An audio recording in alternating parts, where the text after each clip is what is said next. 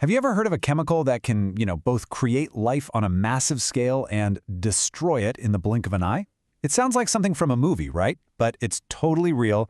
We're going to dive into the wild story of nitric acid, which is, without a doubt, one of the most important and most paradoxical compounds in our world. So here's the deal, right up front. On one hand, nitric acid is literally the backbone of modern farming. It's the key ingredient in fertilizers that feed billions of people. But on the other hand, it's what you need to make some of the most powerful explosives ever created. So how can one single chemical wear two completely different hats?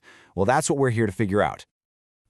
Long before we called it nitric acid, 8th century alchemists had a much cooler name for it. Aqua fortis. That's Latin for strong water.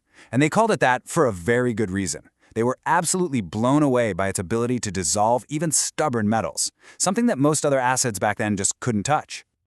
The journey from this mystical strong water to a chemical we actually understood, well, it was a long one. After its discovery, it took almost 1,000 years for scientists like Glauber to figure out a standard way to make it, and for Cavendish to finally nail down its exact elemental composition. Okay, so how do we actually get our hands on this stuff? The methods have changed a lot. We've gone from these tiny experiments in glass beakers to absolutely massive industrial plants that churn out millions of tons of it every year. In a lab, it's a pretty classic chemistry setup. You take a strong, less volatile acid, in this case sulfuric acid, and you use it to basically kick out the more volatile nitric acid from a salt. You heat it up, the nitric acid turns into a vapor, and then you cool that vapor down to turn it back into a liquid. And yeah, the whole setup has to be glass, because this stuff is incredibly corrosive. But if you want to supply the entire planet, you need something way, way bigger. That's where the Ostwald process comes in. It's this elegant three-step dance. First, you oxidize ammonia into nitric oxide with a platinum catalyst. Then, you oxidize that into nitrogen dioxide. And for the grand finale, you just dissolve that gas in water. And boom, you've got nitric acid. And this just shows you how incredibly refined that industrial process is. That first critical step, turning the ammonia into nitric oxide, is 95% efficient.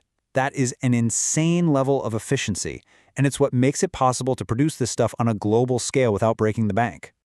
All right, so we know how it's made, but we still have that big question hanging over us. How can it be both a building block for fertilizers and a key ingredient in explosives? The secret is all in its chemical personality, which, it turns out, can change dramatically. So, what is its secret? I mean, really, how does one molecule pull off this double life as both a creator and a destroyer? And here it is. It all comes down to one thing: concentration.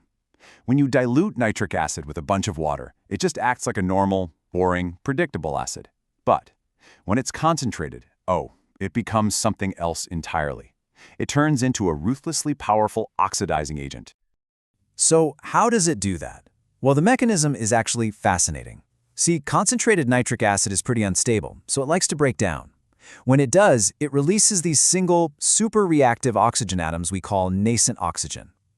Think of this nascent oxygen as a tiny chemical party crasher. It will aggressively react with almost anything it bumps into. That is where all that incredible oxidizing power comes from. And you can actually see this instability with your own two eyes. If you ever see a bottle of nitric acid that's got this yellowish-brown tint to it, that's the acid literally decomposing right there in the bottle. It's creating nitrogen dioxide gas, which then dissolves back into the liquid. It's changing color because of its own raw power.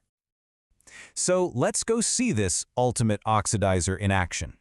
Its split personality becomes so clear, it's almost funny when you see how it reacts with different elements. Just look at what happens with copper. If you use the dilute acid, you get this gentle bubbling of colorless nitric oxide gas, pretty standard stuff. But use the concentrated acid, the reaction is immediate and dramatic, producing these thick, brown, toxic fumes of nitrogen dioxide. The acid's whole personality flips, creating a totally different gas just by changing how much water is in it. Okay, so what happens when you mix this powerful oxidizer with another strong acid? You get aqua regia, or royal water.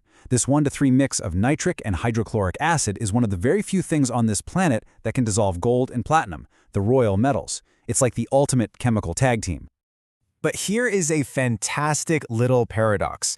For all its destructive power, if you drop a piece of iron or aluminum into concentrated nitric acid, it doesn't dissolve it. Instead, the acid instantly creates this super thin, protective layer of metal oxide right on the surface, which then shields the metal from any more attacks. The acid basically builds its own prison wall. So we've seen the chemistry, we've seen the wild reactions. Now let's pull it back to the real world. Why does this two-faced chemical matter so much to every single one of us? So where does all this acid actually go? Well, a staggering 80% of it is used to make fertilizers like ammonium nitrate. Just think about that. The food on your table, it very likely exists thanks to this process. Its more infamous role in explosives is a distant second, followed by a whole bunch of other important industrial uses.